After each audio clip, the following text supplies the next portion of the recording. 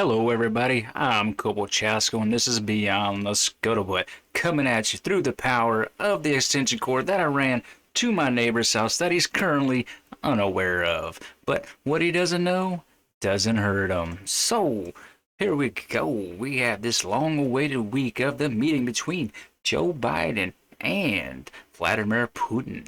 Let me tell you, it was pretty exciting for me because I always love to see Biden gaff it up. So, without further ado, let's go ahead and get over to a little bit of the meeting.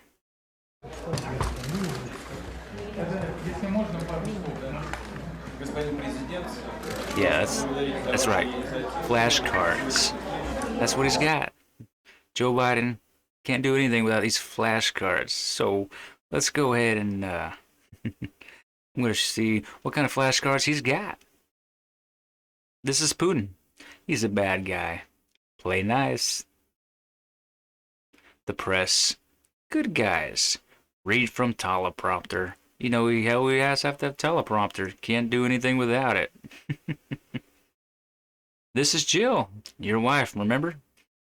No, not the hot one. That's Boris Johnson's wife. This is America.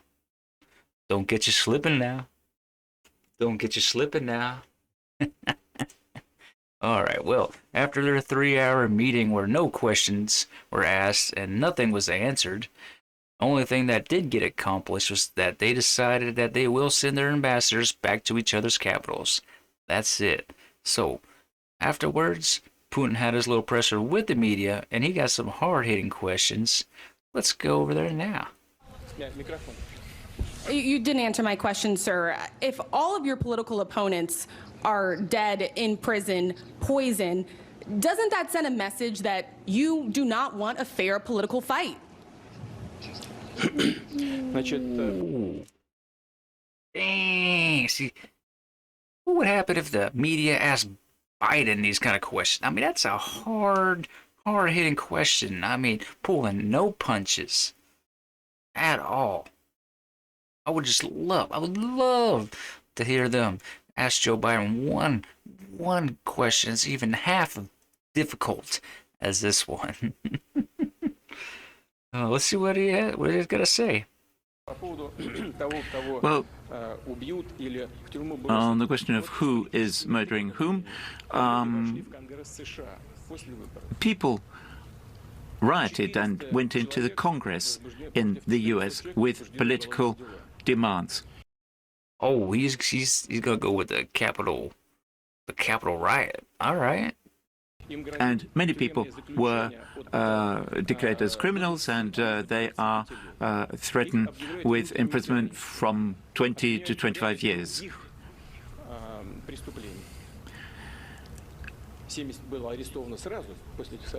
And these people were immediately arrested after those events. And many people were arrested, threatened, 25 years. Most of them only got charged with trespassing and breaking and entering. On what grounds, we don't know always. The states didn't actually inform us about that. One of the participants were just shot on the spot. And he's talking about Ashley Babbitt, 14-year Air Force veteran that got shot and murdered January 6th by a Capitol police officer who's still unnamed. Hashtag justice for Ashley Babbitt. Get it trending. Should not have been murdered in a place that centered a war to begin with. Unarmed and I'm not going to get it. That's unarmed as well.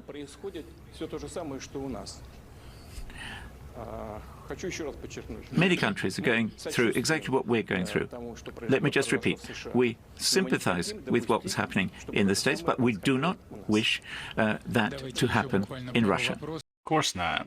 Nobody wants that to happen in their country at all. Well, here we got from the Daily Mail real quick.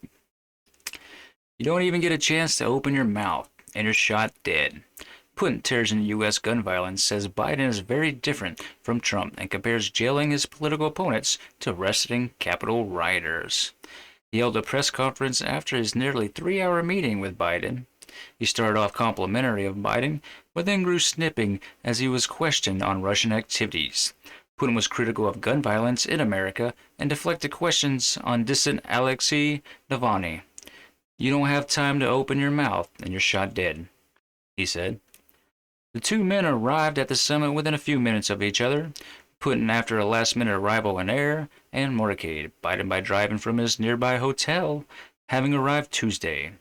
Biden extended his hand first, Putin accepted, and the two proceeded to shake hands and smile for the cameras outside the Villa de Grange before heading inside.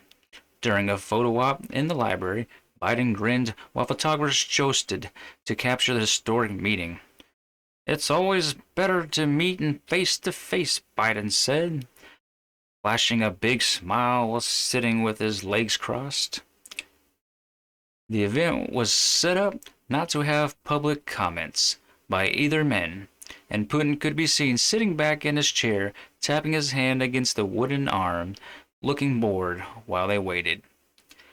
Relations between the two sides are at the lowest ebb in decades after Putin's outlandish cyber attacks against the U.S., election interference, aggression towards Ukraine, and intervention in the Middle East.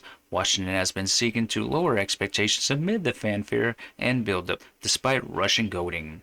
Moscow staged naval drills 300 miles off Hawaii at the weekend, its largest Pacific drills since the Cold War.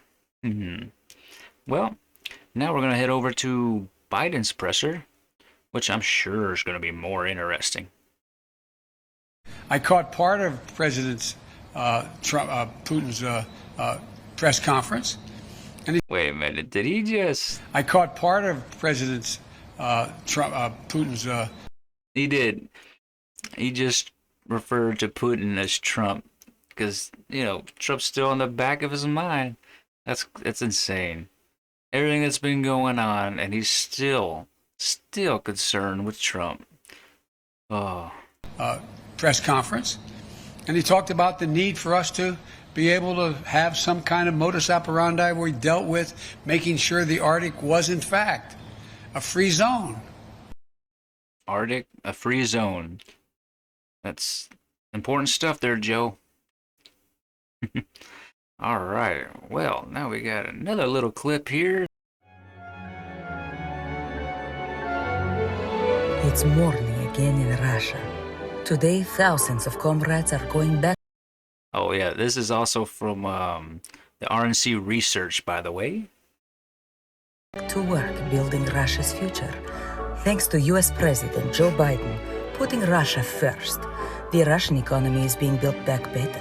We all thought it was going to Biden's be hard China. work removing sanctions on the Nord Stream 2 pipeline means more money for our government to do the work of the Russian people.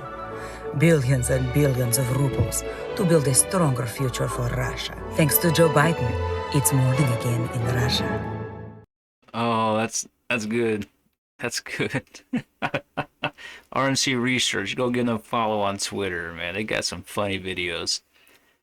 All right. Well, as Biden was leaving his presser, he got asked one last question that he didn't like and he got very snippy about.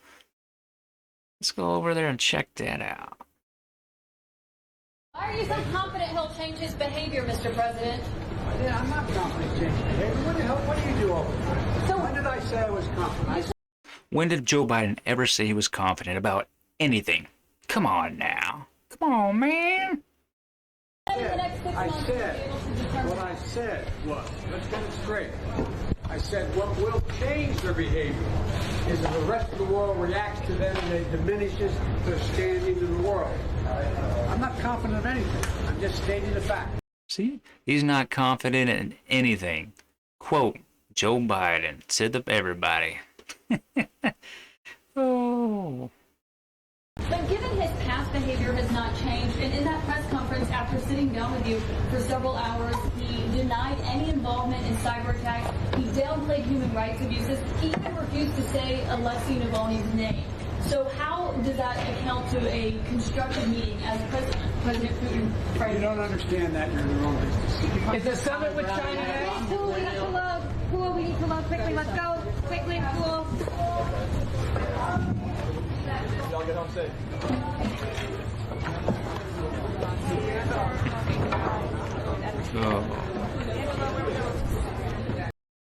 Why are you so confident?